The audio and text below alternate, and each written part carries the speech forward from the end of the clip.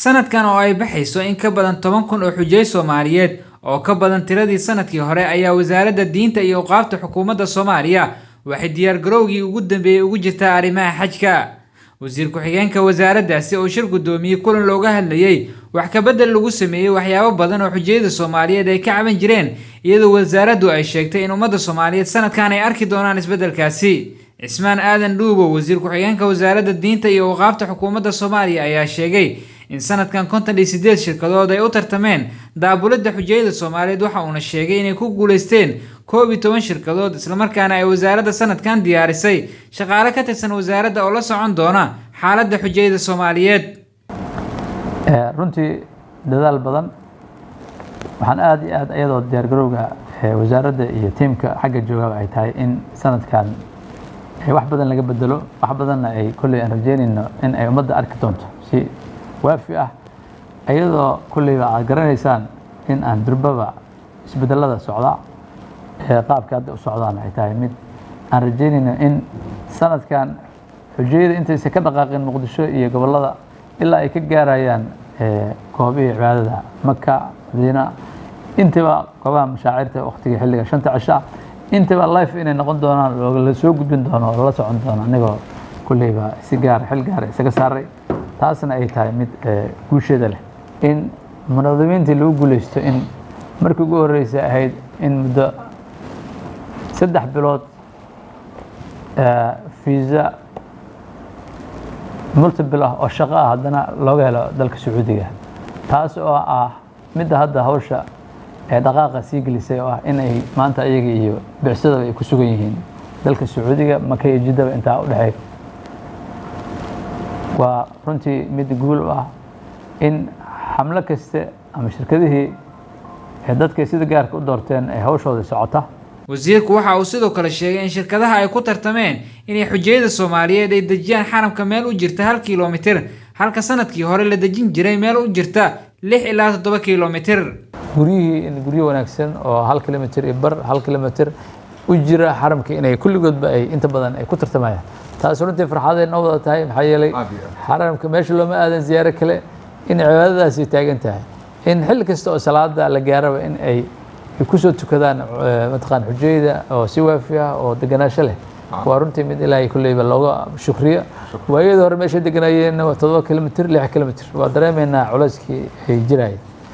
sanadkan runtii waa ka duwan tahay inta kale oo kaalinkooda waxaan rajeynaynaa in ay dhamaystiri doonaan waxyaalaha nagu daran kulliba hal iskaashi laga noqon doona xagga gaadiidka oo aan aad u rajeynayna in culays badan la saari doono culays badan anagoo dhan ka wasaarad ahaan tiimka naga tagi doono inay noqon doonaan kaalin alla kaalinka dawladnimo meesha looga baahan yahay in aan kulliba laga muuqdo oo wax wasiirka diinta iyo awqaafta maamulka Koonfur Galbeed Cabdullaahi Cabdiraxmaan ayaa shirkadaha ugu baaqay dad badan oo maxaa la yiraahdaa Soomaali xujayada dhibi jireen sanadkan meel ka baxan waa la marka shirkadaha iyo qof kasto xaajiga Soomaaliyeed dad iska tacbaana maxaa la yiraahdaa muddo burbur ku soo jiray oo aad u tacbaana waaye hadaa qaadatid waa sun kugu maqan. Sheekh Maxamuud Cabdilbaari oo kamid ah guddiga culimada Soomaaliyeed ee ka shaqeynaya arrimaha xajka ayaa sheegay in wacyigelin ballaaran ay u sameyn doonaan waliba waxa si gaar ah wasaaradda iyo guddiga ay isku xilqaami doonaan xujayada sagootiskooda iyo wadaacooda iyo wacyigelintooda inaan ka qayb qaadano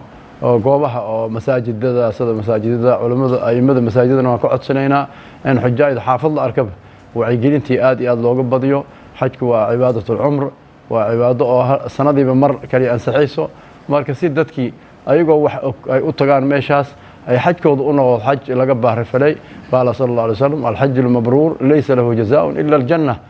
xaj oo waajibaadkiisa la gutay oo arkaantiisa la eeday oo wax ka dhiman aysan jirin oo laga baarifalay waxa abaalmarintiisa ah jannada ilaahay janno ka abaalmarinaya. Sheekh Cali Maxamuud Sheekh Cali Dheere oo kamid ah xubnaha wasaaradda diinta iyo awqaafta Soomaaliya ayaa sheegay in wasaaradda dadaal badan ay u gashay sanadkan arrimaha xajka midda sanadkan Soomaaliya bilowgeeda hadda siday u socoto waxay ka mid tahay nidaamyaalka caalamiga oo xataa dawladihii kacaanka ka horeeyay iyo kacaankiiba aan soo marin yani juhdiga la bixiyay iyo dadaalka muuqda waa dawlad maanta waxa u ahay curdana dadaalkeed waa ka badan yahay dadaalkan hadda la sameeyaa badan. cali axmed faarax gudoomiyaha midowga duulimaadyada Soomaaliyeed ayaa dowladda Soomaaliya ugu baaqay in shirkadii shaqo wanaagsan qabata lagu abaalmariyo halka midii musuqmaasuq sameysana sharciga la tiigsado. kii wax wanaagsan sameeyay wixii wanaagsan lagu abaalmariyo qofkii xumaana aan looga harin wuxuu qaatay meeshuu joogo inta lagu daba tago ilaa waa dowladdu wax ka qaaday ay dowladdu soo xirto waad arki doontaan sida wasaaraddu naga ballan qaaday qof u xiran xaquuq oo salahayn xaj ka qaaday ceebtiisana ilaahay ma qari doono anaguna ma qari doono kii wax wanaagsan sameeyay anaguna ma qari doono ummaduna ma qari doonto waxaan leenahay ninkan hal abaalmariyo dadka waxaan rabnaa in saas loo garbagalo wasaaraddu tiimamkay u samaysay kala duwan waad ogtihiin tiimkaas iyo tiimka